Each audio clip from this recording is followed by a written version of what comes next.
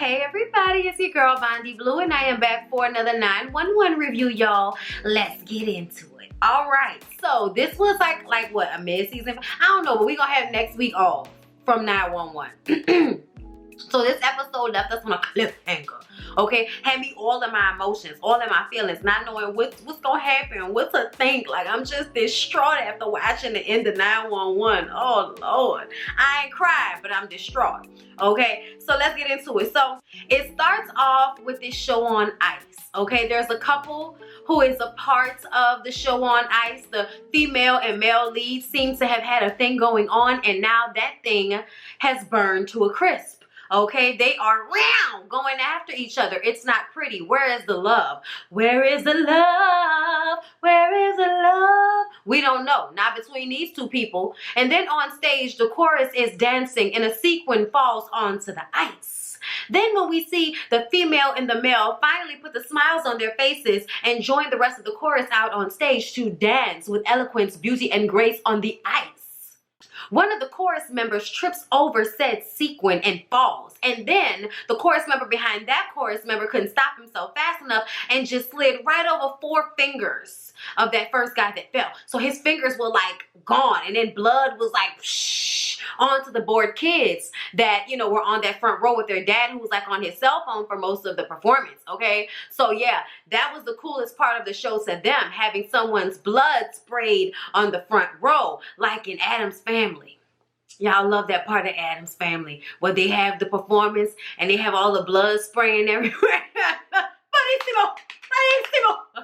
They were so proud, okay? Yeah, that's what that reminded me of, all right? And then the female lead slips and falls, and her blade ends up in the male lead's chest, okay? Just right in the heart, stabbed him right in the heart. And then as the paramedics, Bobby, the crew, and everyone gets there, they're still arguing with one another. Turns out the female lead got offered a job on Disney's On Ice, and she was going to give it up to stay with the male lead. And the male lead broke up with her on purpose because he didn't want her to pass up on her dreams. Are y'all serious?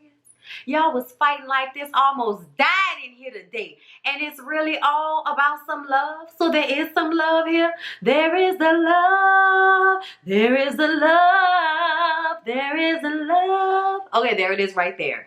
The two of y'all, just as bloody and cute as you want to be. Bobby is on the scene, okay? And Eddie and Buck were looking for fingers, but Eddie was looking for something else. He was looking for the tiny little sequin that caused all of this, because the people on the ice didn't seem to know what had caused it all. They just thought that the leads caused it, but oh no.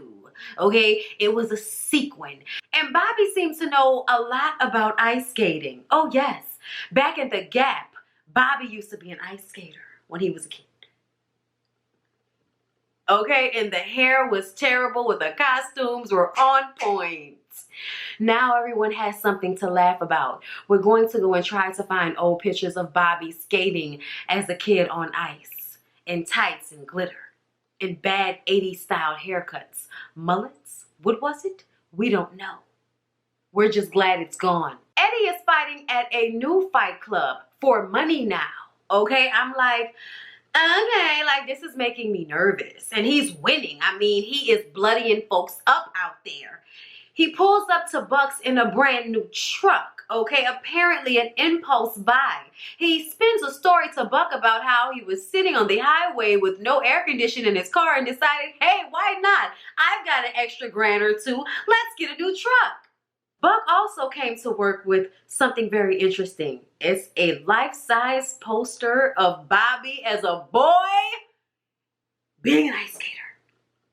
And then he tells everyone that he won't be cooking lunch today, okay? Athena is still suspended for solving that case, and so now she needs something to do. And she's cooking roast for the crew. And they all sit around the table and have this really good dinner. Some shading Bobby, as if Athena came in there and wrecked shop, and Bobby is no longer the head chef around these parts. okay? But this is just until Athena goes back to work, so don't get your hopes up, okay? Something is going on with Henrietta this episode. She keeps getting calls from the house, calls from her son all throughout the workday, and everyone is raising an eyebrow. Something is obviously amiss. And we know that Karen is going through it because they found out they lost 6 of their eggs for IVF. So this is a loss to them, and we thought they were going to get past it and just kind of, you know, pick themselves up and dust themselves off and try again, said Aaliyah. But no. Hen got up and Karen is still having a hard time back at the house, okay? Now, we don't know that at this point, but I'm just telling y'all that's what's going on, okay? So, a man in a self-driving car is talking to his wife over the phone, and he's teasing her about how he's, you know, eating and reading and drinking coffee and doing the Macarena in the car while it's driving itself. And then, as soon as he put one arm up, he started to have a heart attack. And his wife was still on the phone, but she hangs up and calls an ambulance. And then we see him redirecting his GPS to a hospital. So the car drove to the hospital, but it drove into the hospital. It didn't stop itself. I said, I guess he didn't have on his brake assist. So yeah, there's a doctor lady that's caught under a desk, but they were able to get her out and just hand her right over to the people from the emergency room in the hospital, because that is where the car ran into. Yes. And then Henrietta's house is calling again. Hen gets home and Karen is still in the bed. And she says to her, you know, I know you still feeling bad. And Karen is like, still, okay? I am so sorry. You know, why don't you tell me the allotted amount of time that I'm supposed to deal with this grieving? Please tell me when I'm supposed to be over this. Let me know, Henrietta, okay? She's upset. And then their son comes in with tea. He was like, I know you're not feeling good, mommy, so I got you some tea. And she, not right now, baby. And then he spills the tea on the bed, and she's like, oh, damn it. Now I have to change the sheets. She's upset. Okay? And she realizes that she's doing too much. She apologizes to the baby, and Henrietta tells the baby to go back in the room, and they'll all have dinner together soon. Karen doesn't seem to understand why she's the only one that is hurt and bothered by this situation. And Hen is like, you're not the only one, okay? I really was getting used to the idea of having a new baby. And she was like, see, that's it, that you said right there. That's it. It was an idea for you. But for me, I have actually lost 6 embryos. I've lost, you know, 6 eggs, you know, and I'm just kind of sitting up here like, okay, like I get it. I totally understand it. But at the same time, you lose eggs when you have your period too. So, you know, like I get it. It's not as simple as that. But I do feel like, why aren't y'all just trying again? You know what I'm saying? Like, why are we having this dead stop? Like, this is the end of it. I can't tell nobody how to react. But I was looking at Karen like, so we can't just get some more embryos? I don't know. I don't know. Maybe that was the last 6. I don't know. Okay, but I think we need to move on now. But you know, you can't tell people that because then they get upset. How long am I supposed to grieve? I don't know. But she gonna need to pull it together by the time Henrietta get back home from work. That's all I'ma say. Maddie, Buck, and Chimney have dinner. And there's conversation about how everybody is telling everybody's business, okay? Chimney and Henrietta are best friends. And Chimney is talking about how he wishes Henrietta would just talk to him because he knows that something is going on. And somehow Maddie kind of gets upset because she doesn't want Chimney telling Henrietta everything, because then Henrietta is going to tell Buck. And she doesn't want that. And he's like, you still haven't told Buck about what's going on? And so she turns around and has to tell Buck about her going back to therapy because her boss made her, because a woman filed a complaint against her for stalking. And she was actually stalking the lady. So yeah, Buck is taken by surprise, but you know, he's been wilding lately as well. So what else is there for him to really say about the situation? You know? And then we see Eddie, okay, in another heated fight. Bow, bow. Beating everybody up, okay? It's bloody, it's disgusting. I hate this type of fighting. It just makes me hurt by watching, okay? And so then we see him punch this guy in the face, and he wins the fight, and the guy isn't getting up, the guy isn't breathing, and so Eddie starts to, like, you know, go to work and kind of look at him and see what's going on, and he's not breathing, and he reaches into his mouth and realizes that a piece of his nose was in his throat. So Eddie basically punched this dude's nose down his throat. I think we can say that something besides letting a little steam off is going on here. You know what I'm saying? You know what I'm saying? The owner of the Fight Club doesn't want Eddie to call the ambulance, but Eddie is not going to let this guy die. So somebody on the sidelines is recording it with his cell phone. So Eddie takes the phone and calls the ambulance. So Ronda Rousey and her crew get there, and she gives him, when she sees him, okay, gives him her sweatshirt so that the cops will think he was with the fire department instead of being the culprit here, who basically almost killed this man, okay? And she's going off on him. Eddie, what are you doing? You almost knocked this man's nose into his throat, into his brain. Like, you almost killed this man. What are you doing? You were supposed to be letting off steam, not becoming obsessed with fighting all the time. What are you doing? Like, she basically checks him, and her captain saw the checking happening, okay? So apparently this ain't over. She also brings up how he probably hit dude while his hands were down, meaning that he was so punch drunk he couldn't even tap out, and you hit him that hard anyway because he couldn't, you know, really tap out in a moment. But the rules are you have to tap out, but you know, dude probably was messed up and couldn't lift his hands or arms to tap out. So yeah, it seems messed up, and it seems like Eddie is out here living flawed. So Henrietta tells Chimney about the IVF, and then he tells Bobby, and then Bobby tells Athena. So now Henrietta and Athena are sitting together at the house, and Athena says, you know, I just wish that you would have told me what was going on. But Henrietta doesn't want to be more of a burden. And from this conversation, Henrietta tells her how, you know, they both laid in the bed after they had just found out, and they cried and they held each other. And then eventually Henrietta, like I said, got out of the bed, but Karen stayed there. And now, you know, she's just stuck in a bed. And when Henrietta gets home, the house is filthy. Their son hasn't eaten anything that isn't out of a box. And she's frustrated and she's angry and she wants to scream, snap out of it. But she has to be sensitive to what her wife is going through. But at the same time, carrying the load of everything that Karen isn't doing in the process. So it's a lot right now. And Athena tells her she has every right to feel the way she does. And until Karen gets back on her feet, which she will, she got Athena. Athena got her back. And I was like, this is so wonderful. To like have a friendship where you can count on me through thick and thin. A friendship that'll never end. When you are weak, I will be strong. Helping you to carry on. All right, and Athena knows something about that because she was in the movie when that song came out, okay? That I know sometimes it seems as if, okay, y'all better give me that Whitney and CC from the Waiting to Exhale soundtrack. Y'all know where I'm at with it. All right. But we'll get through it. Just don't give in, cause you can.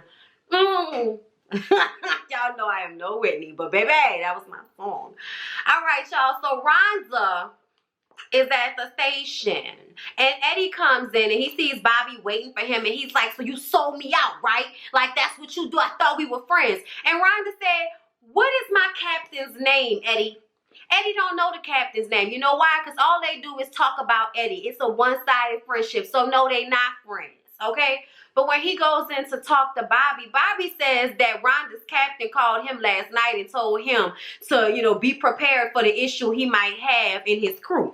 And then Ronda came in to give context to the situation and make sure that Bobby didn't go so hard on Eddie. So now Eddie feels like a jerk for the way he went at Ronda's neck. And he should. And I don't care what y'all say, Ronda be giving when her hair is down. I'm just saying, she had all that hair down. So I was like, all right, Ronda. Girl, you better show him what you got. Bobby says that he just hopes that Eddie doesn't ruin his life before he realizes that he needs to get some help. Go talk to somebody and deal with the issue. And the issue is that Eddie is still grieving his wife. First of all, she left him and his son, and he let her back in with hopes that they were going to get their family back together, all for her to come to him and tell him that she wants a divorce because she can't deal with him being a firefighter. And then she dies on him, and he doesn't even get a chance to be angry and deal with the dissolution of their marriage And then she passes. And then he has to be a father and be emotionally supportive to his son. And it's just a lot. And he's doing a lot of it all on his own. Child, Eddie need a woman.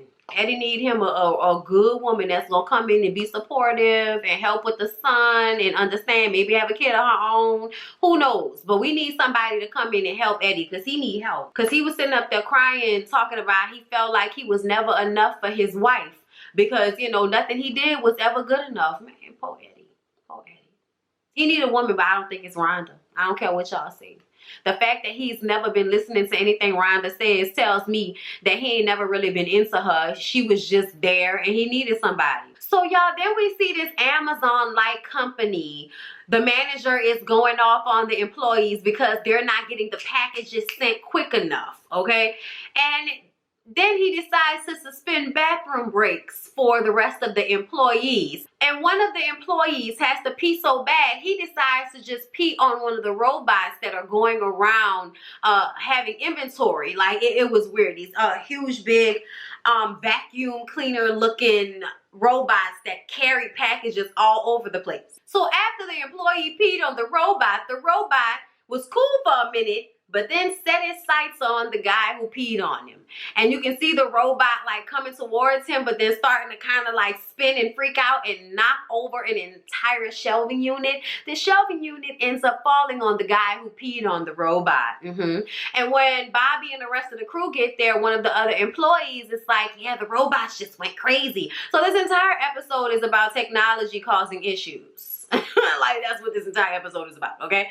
And so when they get there, this guy like is, ooh, like the shelves are on him, and when they slide him from under the shelves, he has, you know, a hole in his side and a hole in the leg, and they have to hurry up and wrap everything up because the blood is like squirting out everywhere. And you know, you can tell, like, was it an artery? Is he gonna die? Like, oh Lord. But Bobby said, for sure, we gonna be talking to this manager who didn't want to let people pee. And so now look what done happened. Okay, y'all done got a whole day's work down the toilet because you don't want to let nobody go and use the toilet. Real shit, I'd be damned if somebody tells me that I can't use the bathroom. Like, I'd be good goddamn.